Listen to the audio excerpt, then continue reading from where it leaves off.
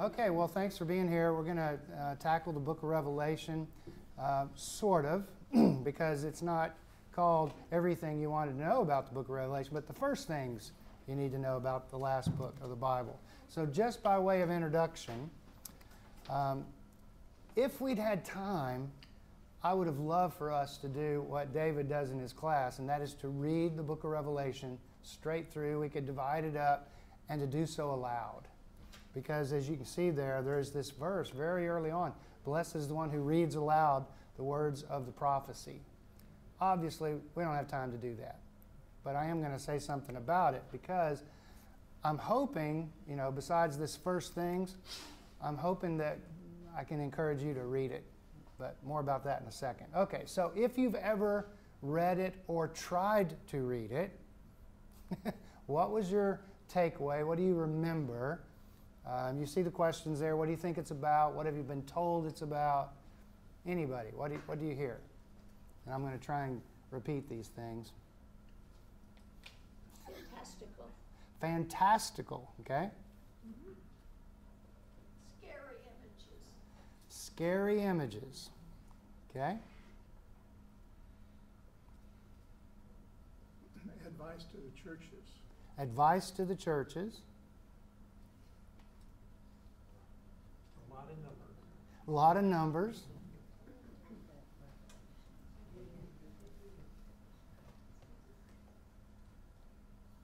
What have you heard that it's about?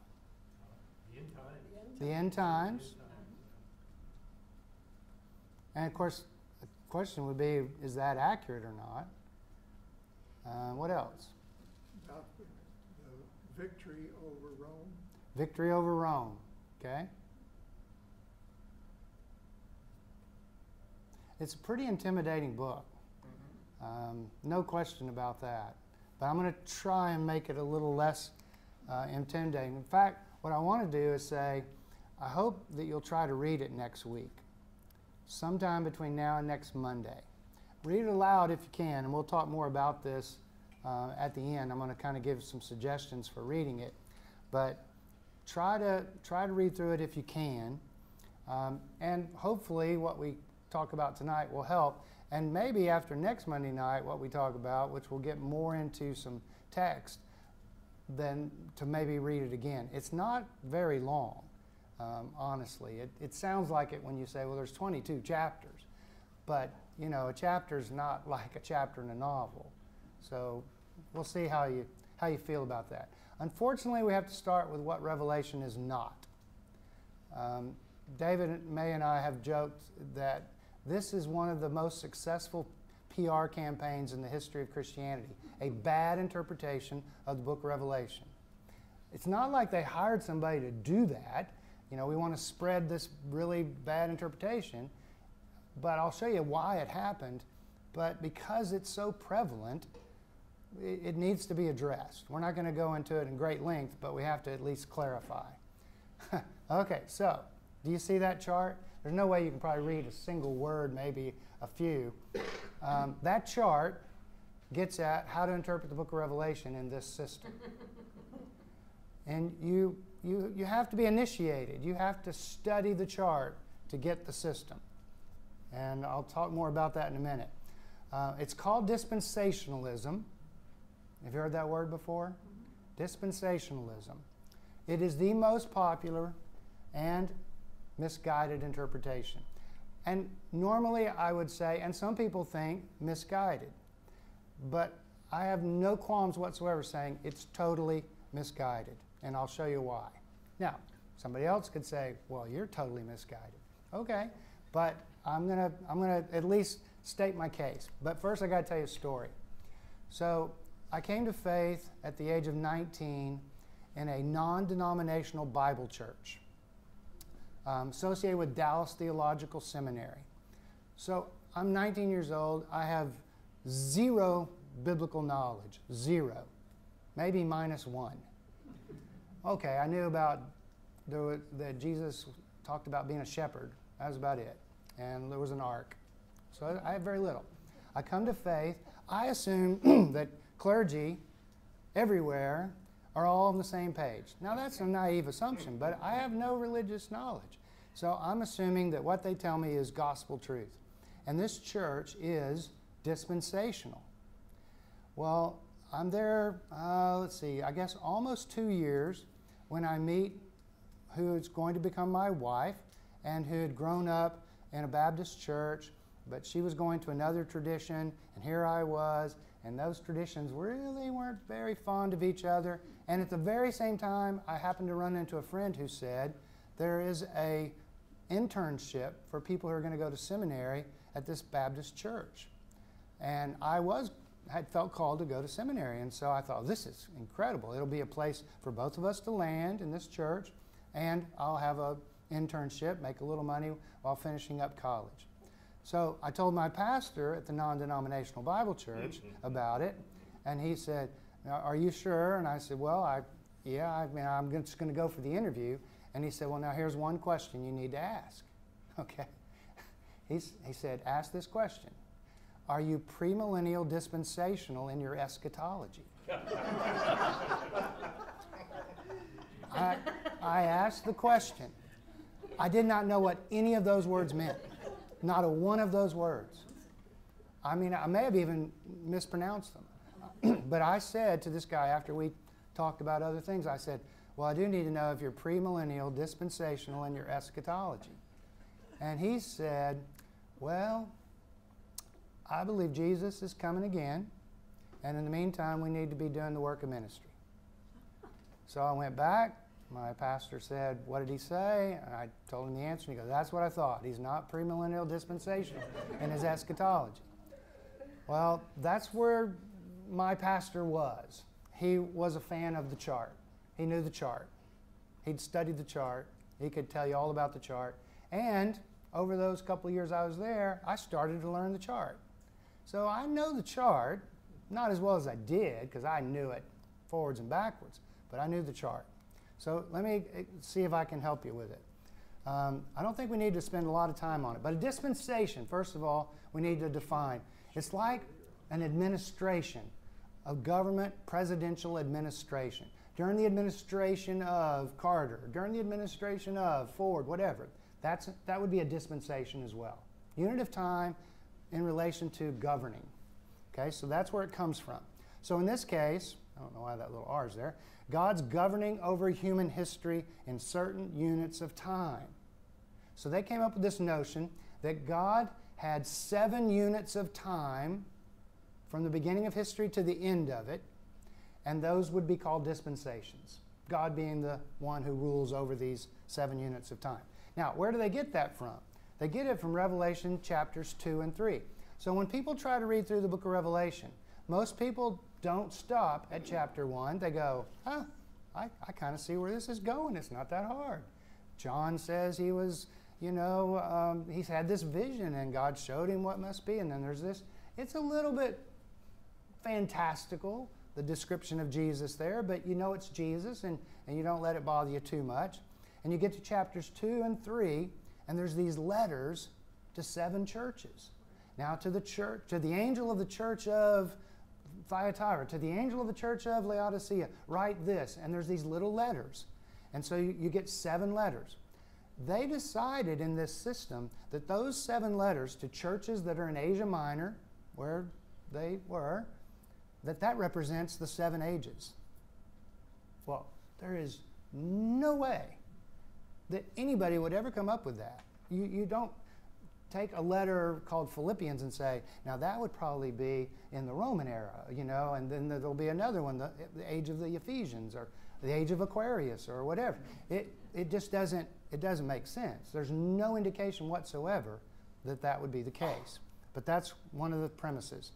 Then they take, to make the chart, select verses from the book of Ezekiel, Daniel, and 1 Thessalonians to then combine into making a timeline. Using verses from all of that, they make a timeline, which has in it when the rapture is going to occur and when this is going to occur, etc. No one would ever come up with this approach on their own. No one can come up with this approach reading the Bible. you have to have the chart. You have to have somebody school you in how to do that. You would never cut and paste enough verses from Daniel, Ezekiel, whatever, and Revelation to then come up with this timeline. You can't do it. Okay, so there were early on, though, some minority voices, very few, but a few, who looked at the book of Revelation as a futuristic kind of timeline. But that was very much a minority. We'll talk about what the majority looked at in a minute. It wasn't until the 19th century that someone said, well, what about this? And introduced this chart mentality, this dispensational 7 eras of history. So it's a very modern interpretation. That's a little bit troubling. If you have 1,800 years of church history without anybody having this, and then it's there, you kind of wonder, well, now, how come Martin Luther didn't see this? How come Aquinas didn't see this? How come nobody else saw this? So an Anglican clergyman in the 1830s, John Nelson Darby, he developed this system of reading it. He, in essence, develops the chart. I'm just calling it the chart because that's the way it's presented. The Scofield Reference Bible, though, could perhaps be the reason that the PR campaign took off. The Scofield Reference Bible in 1909, which is still in print, still very popular, spread the word because, and this happens still to this day, people confuse the notes at the bottom of a study Bible with the Bible. Right? So Bible is these verses up here, and some people will still, I hear it all the time. They'll say, well, in my Bible it says such and such. And I really want to say, no, that's not in your Bible. That's at the bottom of your Bible. Your Bible's up here. This is somebody who wrote notes. So what Scofield did was put dispensational eschatology, premillennial dispensational eschatology, into the notes. And people looking at the book of Revelation go, oh my God, I have no idea what's going on. I'll just drop down here where there's a very clear explanation. And then, of course, Hal Lindsey's late great Planet Earth. Some of you remember that. The Left Behind series, which I think is not only books, plural, but movie, promoted it more recently. So that this has become the interpretation for most people. Is this all American convention or is it English? Well, it started in Anglican, so it started in England, but that could be in the U.S. too. well, no, but he was English. He was British. Britain. Yeah, but it came over. Okay, so just briefly, this system focuses on the 1,000 years mentioned in Revelation in chapter 20, and you can see there the verse, the angel of God seizes the dragon. We're going to have dragons in this thing. That ancient serpent who is the devil and Satan, and bound him for 1,000 years. Most people reading 1,000 years would go, that's a long time. But what this group does is say, oh, that's a very special time. That's a millennium. So you get phrases like premillennial. Remember that one? I said premillennial dispensational. All sorts of views spring up around this millennium. Premillennial, postmillennial, amillennial, etc. And then one of those includes a rapture. And that's a word that has also become very popular. When I was a teenager, I remember all these bumper stickers. In case of the rapture, this car will be unmanned. And I mean, I was a non-church person, right? I had -1 religious experience. I had no clue what this word rapture meant. None. But this is the notion that these believers are going to be caught up into the sky, and at least in some traditions, they're going to miss the Great Tribulation. Some people say they're going to go through half of the tribulation. That's called mid-trib rapture. And then some people have post-trib rapture. Okay, you're with me? This is the only mention of 1,000 years in Revelation, and there is no mention of a rapture anywhere in the New Testament. None. And I don't just mean the word doesn't appear. There is no notion of a rapture. 1 Thessalonians, the one verse that people say teaches this, talks about believers at the very end of time when the dead are raised and go to be at heaven. But that is totally a different topic. So, let's look at a saner approach. Unless you have a question there, and we can come back to that if you want to. Anybody need to camp out there? Okay, so instead of, yeah. What would be the definition of the rapture? You mean rapture for the millennial dispensational group? They believe, and again, there's varieties, right? There's varieties. But they believe that there's going to be a 1,000-year reign of Christ on the earth. Satan's thrown into this lake of fire. He's going to get out at the end of the 1,000 years. But before the millennium, premillennial, there's going to be this rapture where the believers are caught up. They just go and everybody else is left and it's chaos. I mean, first of all, you were driving down the highway and your car is empty and now it's crashing into stuff and all of these kind of things. And so rapture is this removal from the earth to heaven while this 1,000 years plays out on earth. A columnist named Mike Rocco opined about 30 years ago that the rapture has already happened and what's left. Yeah, there have been predictions over and over and over about when the rapture was going to happen. And every single one of them's had to eat their words, but they keep doing it. Okay, so if instead of importing a charted timeline, because that's an import, there is no such thing in the Bible, if we take the book on its own, several key terms are very important. Apocalypse. That's the very first word in the Greek text. Okay, you see there, the English says, your translation, I'm pretty sure would say, the revelation of Jesus Christ which God gave to John. Well, in Greek, the order gets changed around. The syntax is different. So the very first word of the book of Revelation is apocalypse. Apocalypse of Jesus Christ, which God gave. So then we have to ask, well, then what's an apocalypse? Well, this is unfortunate. Apocalypse and the adjective apocalyptic today, and this is in the dictionary, they totally blew it, are defined as related to the end/destruction of the world. People talk about, have you seen that latest movie? It's very apocalyptic. And they mean destruction, end of the world. It's post-apocalyptic.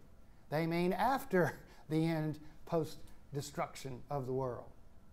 So the dictionary, you know, in their defense, the way a dictionary works is the reason they can say that's a definition is because society started using it that way. But it's not what the word means in the sense of if you looked at its etymology. What does the word mean? Oh, sorry, I went the wrong way. The Greek word apocalypse means revealing. That's where we get the English title, which is really from Latin, a revelation. If I say, I had a revelation today, you don't go, oh my God, the end of the world? You say, you had an insight, right? Something was revealed to you.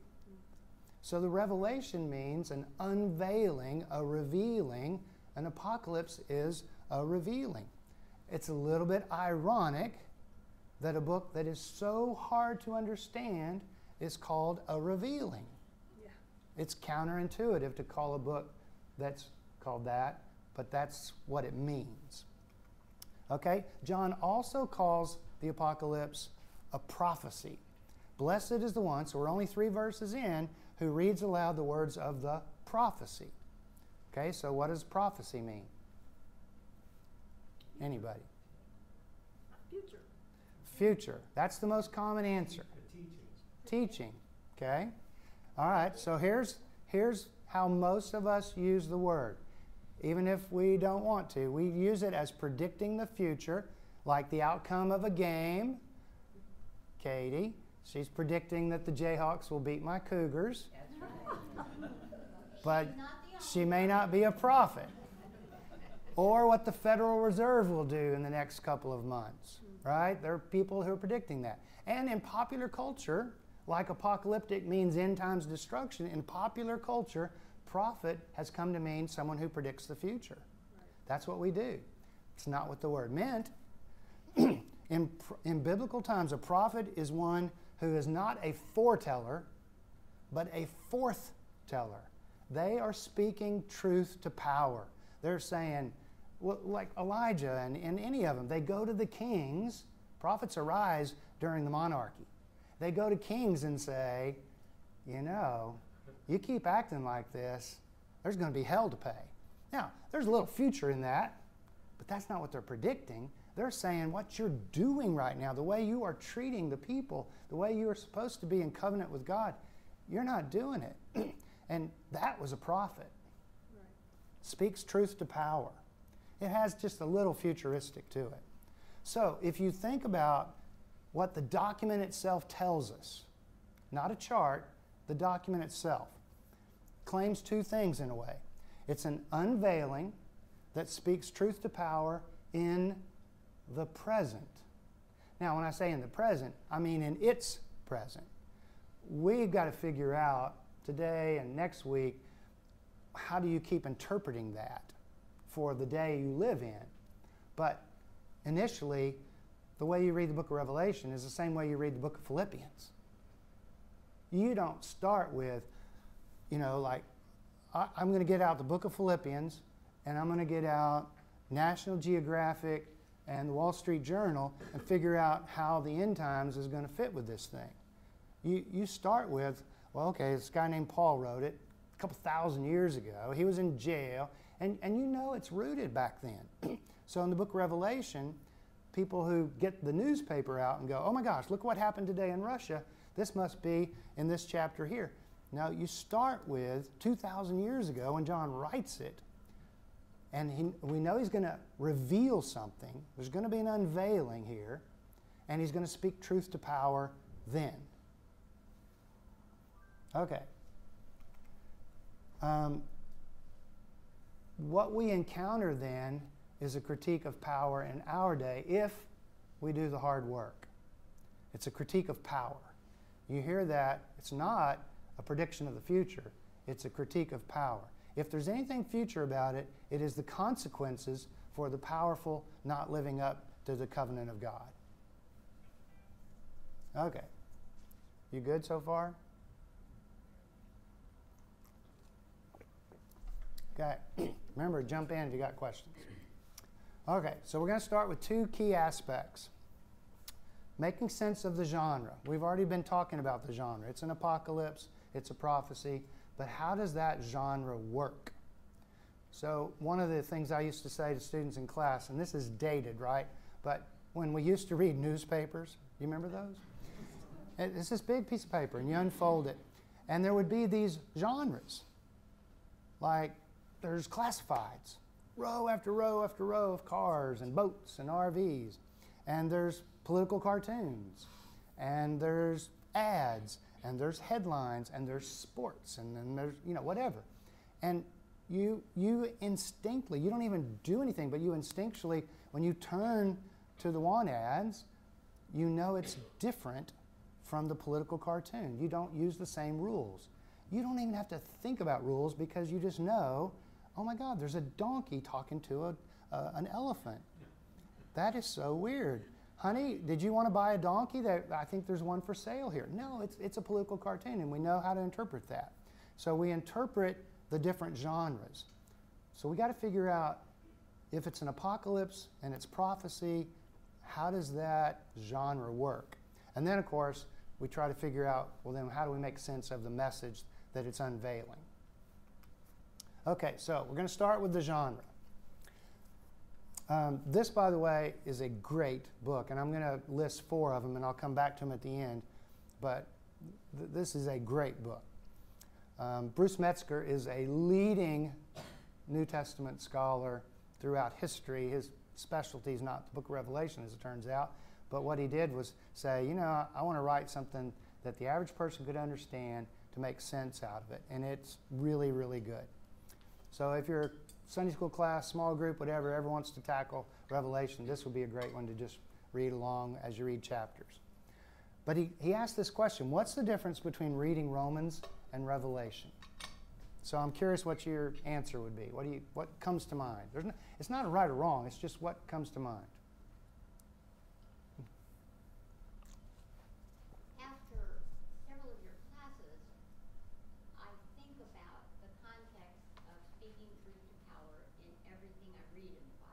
Mhm. and especially in Romans, because of the time in which it occurred, and because we know the ways in which people spoke truth to power Right. without immediately getting their heads cut off. Yeah. So, Yeah. So they have in common, and of course, in this case, it's even in the name, Romans, which we should kind of go, Rome. Although, honestly, growing up, from 19 on in church, it never occurred to me that Romans meant you should pay attention to Rome here. It was just the name of a book that happened to be about the Reformation. But, so we have in common what Romans and Revelation are. They're set in the Roman Empire context. But what's the difference? Like, why is it that you can pick up the book of Romans and sort of make headway, although it's a pretty hard book, compared to the Revelation? Sort of more practically written than Revelation is more foo-fooey. Foo-fooey. Revelation's foo-fooey and Romans is practical. There aren't a lot of genres in Romans. Hey, hang on just a second. Do There I? aren't a lot of genres in Romans. There's a lot of what? Genres, Oh, genres? genres Okay. in Romans. Yeah, there's a lot of genres. How so? No, I say there's not in Romans, Oh, but there is in Revelation. okay. All right. He said a lot of genres in the book of Revelation, but not so much in Romans. Because Romans is a letter from Paul to the church, whereas the book of Revelation has 7 letters in these chapters 2 and 3, but the whole thing's, some people say it kind of is a letter, but it's a mind-bending kind of letter, so I think you're right, there's different genres. Yeah, okay, so then he says this. The entire Bible is a library, which I wholeheartedly endorse, containing different types of books. Now, different types of literature make their appeal to the reader through different avenues. So he says Psalms touch our emotions. I think that's pretty accurate. It's poetry, song and poetry. Deuteronomy's laws speak to our will. Thou shalt, don't do this. Romans appeals to our intellect, which is why I said a minute ago, it's a pretty tough read for 11 chapters at least. 12 through 16, not so bad. But first 11 chapters, I mean, it's pretty tough, but it appeals to your intellect. Revelation speaks to our imagination. Most of us, I'm going to make a general statement here, hope you're not offended. Most of us, our imagination is out of shape. We don't use our imagination. We did as kids, but we don't very much now. And if we do, like if you were to say, oh, but I love, and name a book or a kind of movie that is imaginative, most of us would say, yeah, I do that, but that's a guilty pleasure, and it's not spiritual. It's entertaining. I love to go watch those kind of movies or read those kind of books, Harry Potter, whatever it is, but that's not in the Bible. Book of Revelation appeals to your imagination. And because we're not very in shape with the imagination, it's pretty hard. So the moment, well, I'll show you in just a second. Our 6-year-old granddaughter, Olivia, I think it was last week, maybe week before, we decided to get out some paper. She and her sister, they start drawing, making up stories. She's at that age. She's going to write a book, right? I mean, she gets like 2 pages in, she's done. But she has this picture, and she's got a dragon, and she's got some other stuff. And she says, once upon a time, a dragon tried to take all the good things away. And then the story kind of goes, and, it only lasts a few minutes, and then they're on to the next thing. But what does she have? She has imagination. And I told her, when she got through, I go, did you know there's a book in the Bible that has dragons? She's like, I mean, because when kids go to Sunday school, the only animals they get are on the ark. No one says, now this morning we're going to talk about dragons, right? McKnight, it's another book, it's really good. He suggests we read Revelation more like Lord of the Rings than Romans. That's a really good suggestion. If you could, when you open that book, first of all, don't hyperventilate when you open the book. Don't get scared when you open the book. Just imagine that someone has given you a Lord of the Rings, Middle Earth, or Star Trek, something that's just imaginative, so that you can just kind of breathe easy and say, oh, I don't have to decipher all of this. I'm just going to let it play on me. We'd have a better chance. And I like that one little word in parentheses there, literately. Instead of literally, which is how some people read the Bible, literately is to pay attention to the genre, to the literature. So pay attention. You're going to read imaginative piece. Okay. So why does this happen? Well, when Greeks, remember this is influenced by Greek thought, when they wrote about factual events, they used the word logos. When they wrote about the gods, they used mythos, myth. The Greek word hos, can be translated as or like, is used unbelievable amount of times in Revelation. If you just even try to put in how many times, just read a couple of pages, just open it up in the middle and just start reading and see how many times you see the word as or like. Because that's the language of comparison, right? That's the language of metaphor. There was one, I saw one seated on the throne who looked like. There was a beast who looked like coming up. Well, they're not saying this is literal. They're using the language of metaphor. And maybe the best advice of all is the same one given when reading poetry or looking at art. Don't get too caught up in what it might mean, but how it makes you feel, the experience that it evokes. You know, some of us, when we look at a piece of art, we go, oh my gosh, I'm supposed to know what it means. Or a poem, that one, you know, like college, you can see a lot of undergrads, oh God, they're going to tell me what the poem means. I can't see it. It doesn't even make sense to me. Well, how does it make you feel? What experience does it evoke? That's the way to read the book of Revelation. Now, I'm not saying that there's not a meaning, but that's how you get to the meaning, is through imagination.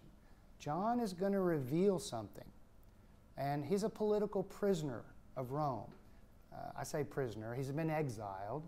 Some debate as to whether or not he's in some kind of prison or not, but he's certainly been isolated.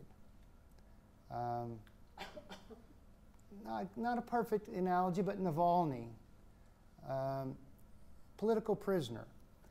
And he decides to write a document in which God has revealed to him something.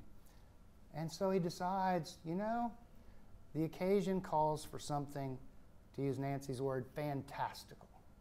Because this is fantastical. What's going on is fantastical. It requires dragons. It requires beasts to get at the gravitas of the moment. I really like this book too. There's a lot of good ones here. Apocalyptic is the kind of literature, right? We already said that. That's the first word in the text. It's an apocalypse. So apocalyptic was a pretty common genre. I don't know how many there were. There were a lot of books of Revelation. There were a lot of Gospels that we only have 4 in our account. There were a lot of books of Revelation. It was a common kind of thing. I'm not saying they were all called Revelation, you understand, but there were a lot of apocalyptic genres written. And the church decided this one gets in. It barely got in. You know that's why it's last. It's not last because it's predicting the future. It's last because it barely got in. That's the way the books are arranged. So the books at the end of the New Testament barely got in. It was a fairly common genre, but it featured, this was sort of one of the hallmarks of apocalyptic literature, is this battle between the evil present age and the future reign of God. Things look really horrible right now. God's going to fix it all in the end. That was a common genre. It still is. I mean, it may not be couched in God, but there is that notion that the good guys are going to come and save the day. Here's the difference. Revelation imagines the eras as overlapping. That is unique. The genre is usually, boy, things really suck right now. This is horrible. God's going to come and fix it. The book of Revelation says, the reign of God is now, and the reign of Caesar is now. And yeah, there's going to be a God come and fix it, but the struggle and the reign is happening now. And that's called, we can talk about this a little bit next week, but inaugurated eschatology. Okay, we've heard that word earlier, right? That was when I went on my interview and said, do you believe in premillennial dispensational eschatology? Eschatology is a fancy word in seminary for a study of the last times, the end times. Inaugurated means the beginning. So it's the beginning of the end. So the book of Revelation is not about the end. It's about the beginning of the end. That's because these two reigns are going on at the same time. One's in heaven and one's on earth. The other kind of apocalyptic literature said, this is what's going on and God's going to come and do it. But this one says, let me show you another empire up here. Same word in Greek. For the empire of Rome, there's the empire of God. And here's what's going on, and here's what's going on. And John has a vision of what's going on up there, because if you could see what's going on up there, you might have some sense of hope for what's going on down here, and you might feel some kind of call to do something about it. That in a nutshell, right there, is the book of Revelation. Did you catch that? Yeah. Good. Okay, so now making sense of its message. That gets a little bit harder. Okay, John's imagination. He doesn't do drugs, not that I know of. He's largely guided by his intimate knowledge of the Old Testament. John knows the Old Testament really, really well. He doesn't quote it as much as he alludes to it. He's just going to allude to it. If he throws out the word Jezebel, you're going to go, ooh. Now, only if you know who Jezebel is, right?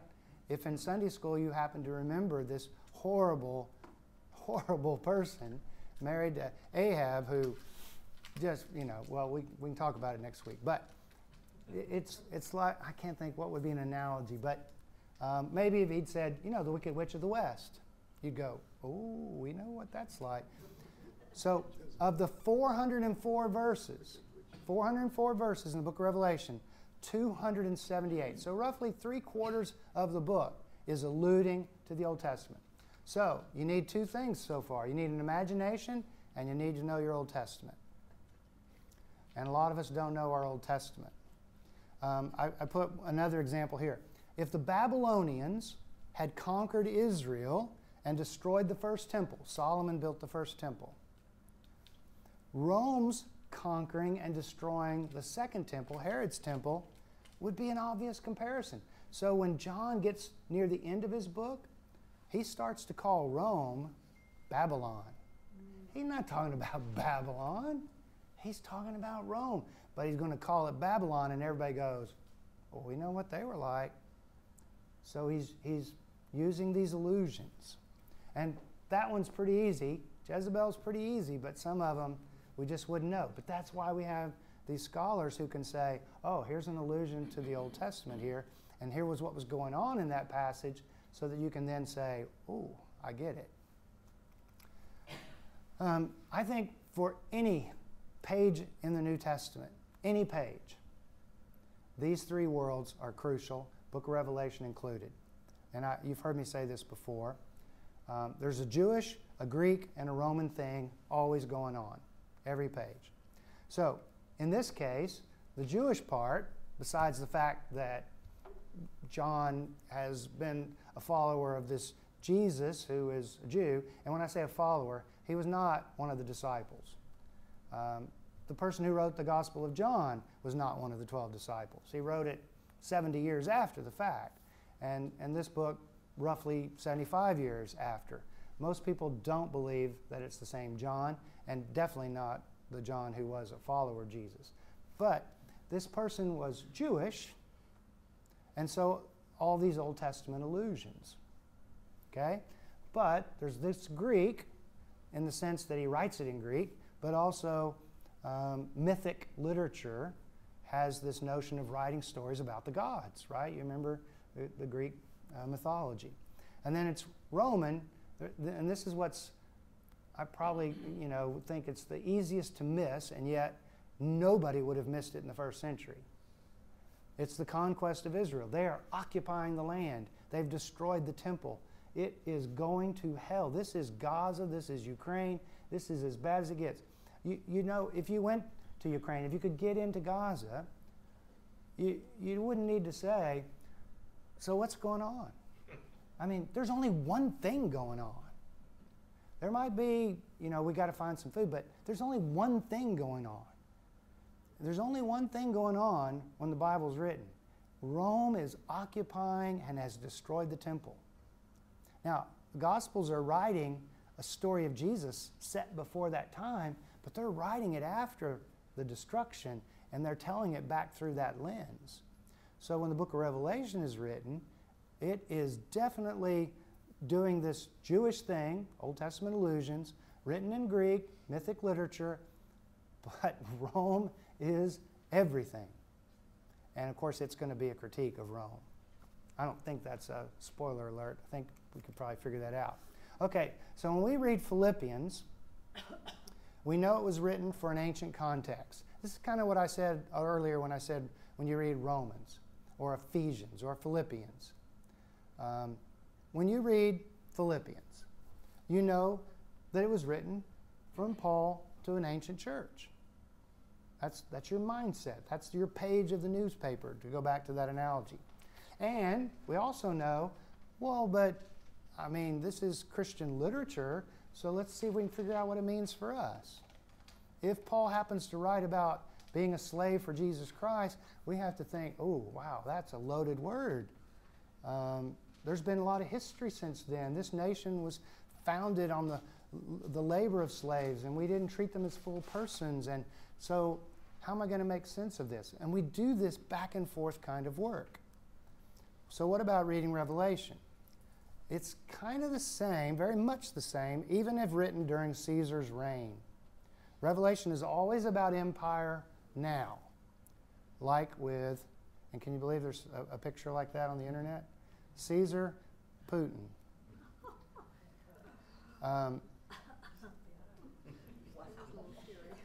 Yeah. Very good. Yeah.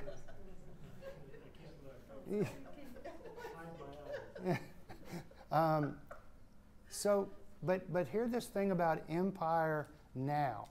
The way the book of Revelation is, we know in its ancient setting it is critiquing the Roman Empire. It's speaking truth to that power. And we can talk a little bit about who's in reign and all of that at the moment, at that time. But the book of Revelation then is not, okay, what's the future 2,000 years from now? Where's the chart? It is always a critique of empire in the moment. It was during the Roman Empire, let's say in the year 100, but in the year 300, it would be a critique of empire then. It would be a critique of empire at every stage of history because, and this is what theologians now use, is they use the word empire to talk about systems of power that go unchallenged, that are so powerful you can't do anything about it. So even if you live in a democracy, you live in empire. Okay, we'll talk more about that next week. But when someone asks, is Revelation about Nero, Domitian, Hitler, Stalin, Putin? The answer is yes. Now, if you say, was it historically addressing, there's a big debate whether it was Nero or Domitian. And there's good evidence for both of them. But the way I kind of look at it is, yes, Nero, Domitian, Trajan, all of the Roman Empire, and for that matter, even when Constantine comes along, because even though he, legalizes Christianity, no more persecution, it's still empire. It's still got its corrupt mechanisms, and it's a systemic power. I remember I did a book of Revelation study, like multiple weeks, and digging into the text and everything. And I started by saying, okay, so first thing you got to remember, this is just how I started that night. It's not called Revelations. There's no S on the end. And it's not about the Antichrist. A minute later, this woman raised her hand. So in the book of Revelations, who exactly is the Antichrist? And I thought, oh my gosh, we're not going to get very far here. But at least, and I think some of you know I have a t-shirt that has the word Revelations on it, and then it has, like a teacher had marked out the S. I mean, that's... I'll bet you didn't wear that tonight. I know. I did wear it before to a study, but I didn't wear it tonight. Who bet that I would? I bet my wife that you would. So I have a $20. Oh my God. That's great. Okay, but here's the flip side of this. There is always the danger of inventing our own Antichrist. A term, by the way, not used in the book of Revelation. People are like, what? The Antichrist is not in the book of Revelation? No, it's in 1 John. Martin Luther did this with the Pope. Martin Luther was very adamant that the book should not have been included in the Bible. It took till the 4th century for it to even get included. But Luther comes along, 16th century, and he says, this thing does not belong. He said James didn't belong. He wasn't fond of that stuff near the end, right? But then he found out, you know what? I think I could use this against the Pope. And so he wrote a treatise, The Whore of Babylon, about the Pope. Now, maybe the way this papal system was working at the time, it felt very much like empire. But you run into the danger of, well, who gets to decide? What are the criteria? So we'll look a little closer at that next week. Okay, so we got a few minutes left. I'm just going to mention some resources. I've already put them up on there at different times, but here's your chance to write them down if you want. Of course, this will be recorded too, and you can go back to the church's YouTube page and look up this slide for that matter.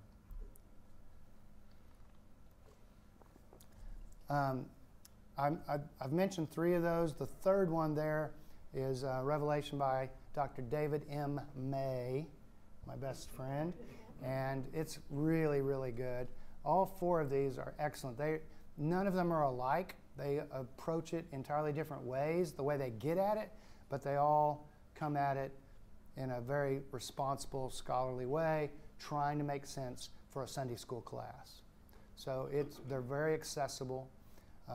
Just depends on what you're looking for. Okay.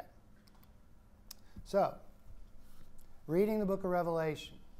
Here's my suggestions. If you can, read it this week in one sitting. It is about the length of a chapter in a novel. I mean, you know, novels are not uniform in the length of their chapters, right? But this isn't Moby Dick here. This is a very quick read. It's like Old Man and the Sea. It's a novella, you know. Maybe it's not even that long. Rather than focus on meaning, and that would be typically what you'd try to do. If you were reading Romans, I'd say, okay, read Romans next week and figure out what it means. But don't even put that burden on yourself. Instead, how does it make you feel? And if you say, well, it makes me feel very confused. Well, okay, but you're not quite into the imagination part. Don't try to make sense of it. Don't try to plot it out. Don't try to make your own chart. And because I'll show you next week, besides what I said about the chart now, I'll show you how the book of Revelation is constructed. And you'll be like, what? Are you kidding? And that's why you can use your imagination. And then don't let it being in the Bible throw you for a loop, right? Just think about some sci-fi friend who's always giving you something to read, and you're like, oh my gosh, you know, and maybe that's your thing, maybe it's not, but you like this person, so you always humor them. It's sci-fi. Read the sci-fi. See what happens. If you can, imagine that it's Lord of the Rings or whatever. And if you want to, you know, make some notes along the way and bring them with you. Okay? All right, so we've got about 10 minutes. What are your thoughts, your questions, your comments? Yes? I've heard that a lot of the strange imagery that is in Revelation was there to confuse the Roman authorities of that it really was an attack on Rome.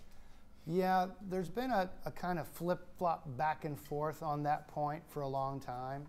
Some scholars said, oh, well, that was code, you know, like you see that one book, Breaking the Code. So if you know your Old Testament, you would get it, and if you were a Roman Empire person, you wouldn't get it. And even to this day, there's people on both sides of that. The only reason that I think that doesn't hold water is that it's not that hard. You know, they would have clearly the Caesars would have known about Babylon. This was one of the great empires in the history of the world that, you know, had architecture and these gardens and this great military history. And so for John to be put in a political prison and he writes this thing that calls it Babylon, you know, it's pretty simple, but maybe parts of it would be hidden from them. But I don't know. It's debated. Yeah. How would the writing of Revelation been disseminated? So if we're in 80 or 85 and it's written, how then did it get traction to then be distributed, to be sent out? There was no oral tradition of Revelation, was there? No, but the book was distributed, and once, of course, it's distributed, then copies get made, etc. So the question, I forgot to repeat the question, is how does it get disseminated? Well, John's a political prisoner, but you know, this can get out, and once the manuscript's out, it gets copied, and it gets and some people believe it was performed as a seven-act play, but yeah, once it got out, it would have spread. Now, the dating of it is much later than that. It's more like 100. Some debate about exactly where. So Nero's much earlier, but they're saying that it could have been a critique of his empire, Domitian's. I mean, honestly, it's a critique of all the Roman Empire. But yeah, it would have spread. It didn't spread the way, like you're saying, the Gospels. But the way the Gospels spread was oral tradition before it was written. Of course, once it's written, it's just manuscripts that get spread around. And there were people who would perform it, though. Just like the Gospels were performed, there were people who memorized the entire book of Revelation, and they would do it. And sometimes troops did it. But they would, I mean, it was, you went to the theater, the theater, so to speak, to hear this thing. And of course, you had these 7 churches that it was addressed to, and it spread throughout there as well. Yes? You mentioned that the book of Revelation almost didn't make it into the Bible, and perhaps everyone else here knows, but I don't know who decided what got into the Bible other than an amalgamation of disciples and people who listened to the disciples. I don't know who decided. Okay, so her question was about when I said Revelation barely got in, who decided what got in? Well, it is in the 4th century. Now, when I say it's in the 4th century, it's a little bit of a mislead, because it's not like they waited until then and said, you know what, we've had all these documents, we should do something. It had been happening as a natural process where clusters of believers in the cities throughout the empire, the Mediterranean world, would start to value certain documents. The Gospels are written in the 70s and 80s, and people would start to kind of by consensus say there's power in this. And then you had these letters of Paul that were written much earlier in the 50s, maybe into the 60s, and those started to be debated too as to, holding some value. So it was a fluid process. Nobody imagined a thing called Christianity growing and needing a thing called Bible and a part called New Testament. But in the 4th century, the Council of Nicaea in 325 is where the official final word is given. Now, I say that, but Catholic Bibles don't have the same books that the Protestant Bible has, and the Jewish Old Testament doesn't have the same number that we do in their version of the Bible. So again, it continued to be a process, but it took 400 years and the legalization of Christianity in a council. Now, a lot of people say the flip side of this, what's called canonization, making the canon, was that it was a power thing by Constantine. And the Nicene Creed was a power thing so that everybody would agree, as opposed to embracing diversity. So some people say, oh my God, if they hadn't done that, we wouldn't have this. Others say, no, it's tragedy because there are pieces that didn't get in that we could have had. Same for the Gospels. Some people say, if they hadn't written them down, we wouldn't have them. We might have a richer gospel. We might have a more diverse gospel that it was transmitted orally. So yeah, but that's, and you can, there's some good, I mean, even Wikipedia's article on canonization would give you basically the framework. But generally speaking, the way the canon is ordered, and I don't mean it as a vote, like Matthew got the most votes and Revelation the least. It's not like that. The Gospels were definite, and they went first because of the story of Jesus, even if they were written after the letters of Paul. Matthew went first because the first line in the book of Matthew, very first line, says, Book of Genesis. Doesn't say that in ours. It says, here's an account of the genealogy, but in Greek it reads Book of Genesis. So you go, well, now how can we not put that first? Because we got one over here, right? So then there was some debate about to order it and so forth. The letters of Paul are just ordered from biggest to smallest. So, yeah, Jeff. What's the noise of the connection between Daniel and Revelation? Yeah, we'll talk more about that next week, but the book of Daniel, it's a little bit complicated. The date of Daniel, of its writing, is not the date in which it's set. And so what he does is he critiques another empire, and so John, knowing his Bible, says, okay, I got a Jezebel story, I got a Babylon story. Ooh, I got Daniel who's critiquing empire here, right? This reign and how it goes. So he's going to use some of that, and we'll look at some examples. Yeah, tonight I was just trying to kind of give the big overview, but that's a very important book for him because of the critique of empire. A question. When we had our deacon elder meeting, it was brought up that in the Middle Ages, the world was enchanted, and that things had powers and so forth. Now, is that the same way when Revelations is written? Oh, yeah. Oh, yeah. Yeah. So he was mentioning how Andrew Root was our speaker at the Elder Deacon Retreat, and many of you were there, but not everybody got to hear him. He's really an amazing guy. He's just written a 6-volume series on doing ministry in a secular age. And his definition of secular is a little more sophisticated than normal. But one of the things he said was, and he just went to 600 years ago. 600 years ago, if you go to church on a Sunday, one of the problems, there's only one church, right? The Catholic Church.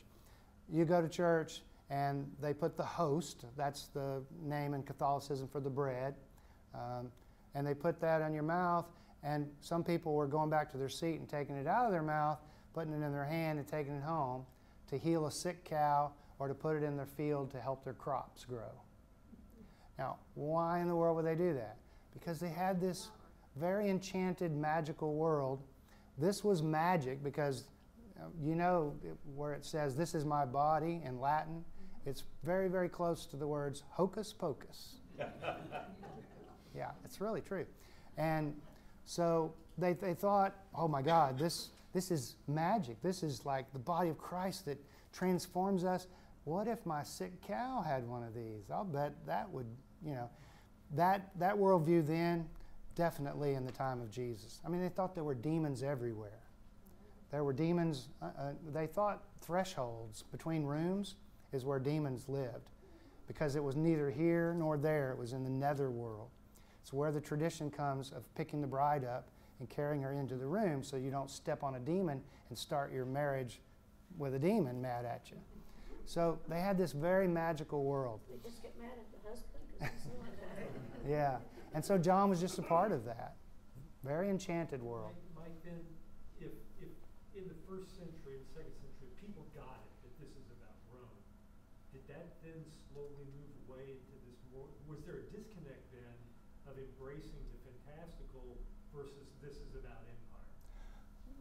No. Well, I wouldn't separate the fantastical from Rome.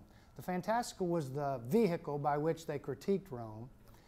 And yeah, I mean, if you ask somebody in the 4th century, the 5th century, they wouldn't have said, I have no idea, or they wouldn't have, they would have seen it as continuing to critique empire. Yeah. All right, well, do you feel at least a little bit more grounded in the book of Revelation? So who really is the Antichrist? Yeah, in that book of Revelations? Yeah. All right, well, try to read it if you can, and we'll tackle it again next week. Thanks for being here.